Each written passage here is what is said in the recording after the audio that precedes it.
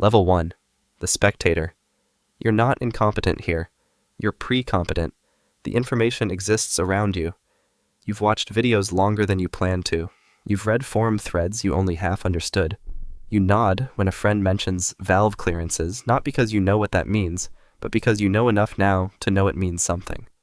The vocabulary is accumulating before you even notice it accumulating. Before long, you realize you're no longer watching videos because you're entertained. You're watching because you're preparing. You just don't know what for yet.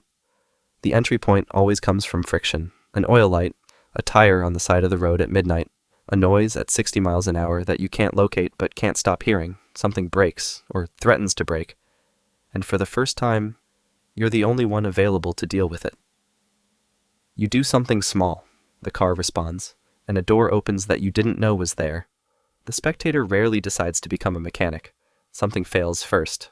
A dead battery, a leaking hose, a starter that won't turn. Competence usually enters a man's life disguised as inconvenience. The car asks a question, and for the first time, nobody else is there to answer it. You didn't choose to become curious. Circumstances chose for you, and you said yes. Level 2. The Tinkerer. You own a floor jack now. You're not entirely sure why you bought it before you needed it, but something told you it was time. It sits beside a socket set that still has most of the pieces. You've changed your oil twice. The second time went faster than the first. You notice that the way you notice when a route to work suddenly becomes automatic. At this level, you do things in the right order, but not always for the right reasons. You buy parts before you need them because ownership feels like preparedness. You solve one problem and accidentally discover two others. You're not always sure whether to feel accomplished or concerned. The garage is beginning to look like something. A pegboard, a shop light, a creeper, a growing collection of receipts. Most men stop here. The garage fills with tools. The YouTube history fills with tutorials. Half-finished projects begin collecting dust. They become consumers of competence instead of practitioners of it. Level 2 teaches the first hard lesson. Buying tools is not the same thing as building skill. You're learning the difference between a repair that worked and a repair you got away with. Those are not the same thing. A man who understands the difference between fixing something and hoping it holds is already moving forward. You still call your friend when you're unsure, but you're calling less. Level 3.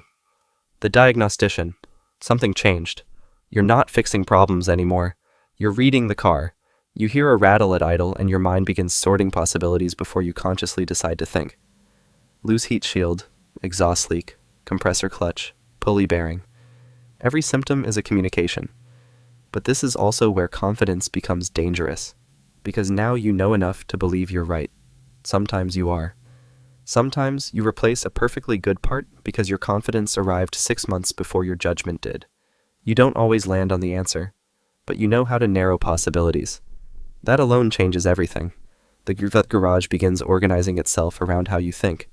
Tools return to their places. Drawers gain labels. You know where the 10mm socket is, which means you've survived something experienced mechanics speak about the way veterans speak about campaigns. You've stripped bolts, waited for parts, spent 3 weekends finishing a repair that was supposed to take 1 afternoon.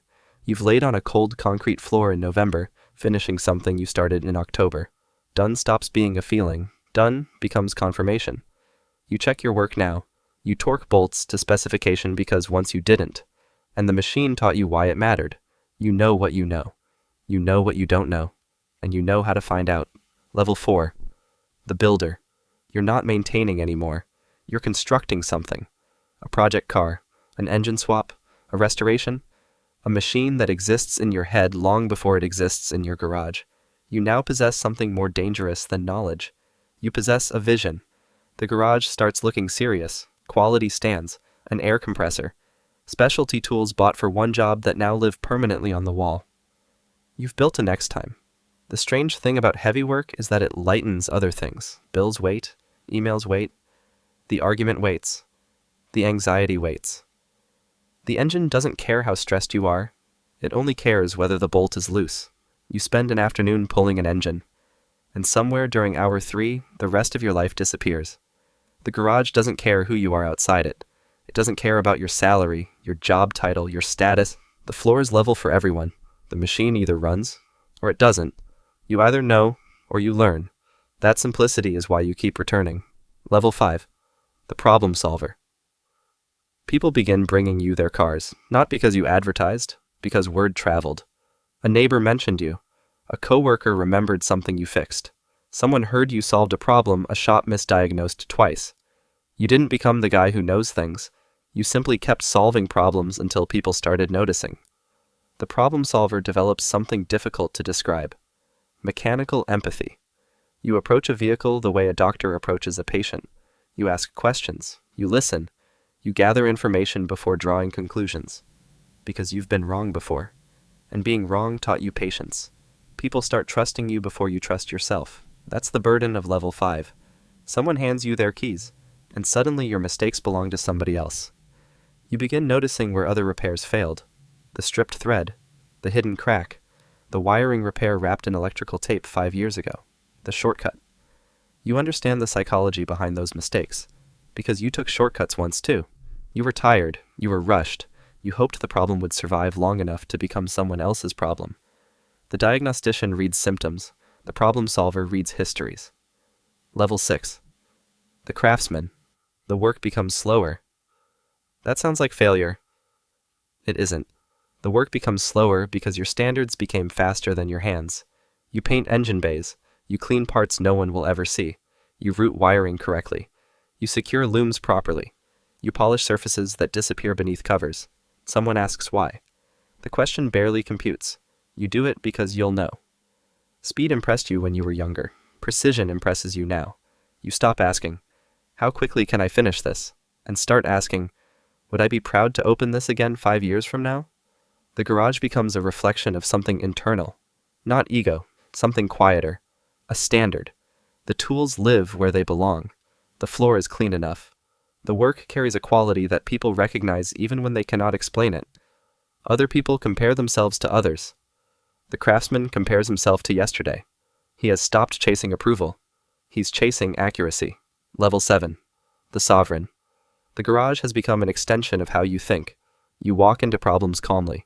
Your mind organizes itself without effort. You know the limits of your tools. You know the limits of yourself. You know when to continue. You know when fatigue is pretending to be complexity. That knowledge takes years. You cannot fake it. The urgency is gone. You are no longer proving anything. That ended somewhere between level 3 and level 5. Now the work itself is the reward. Coffee goes cold on the bench. The radio stays low.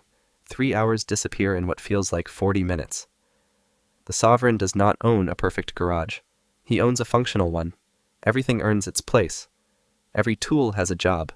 Every project matches his actual capability. Young men begin showing up.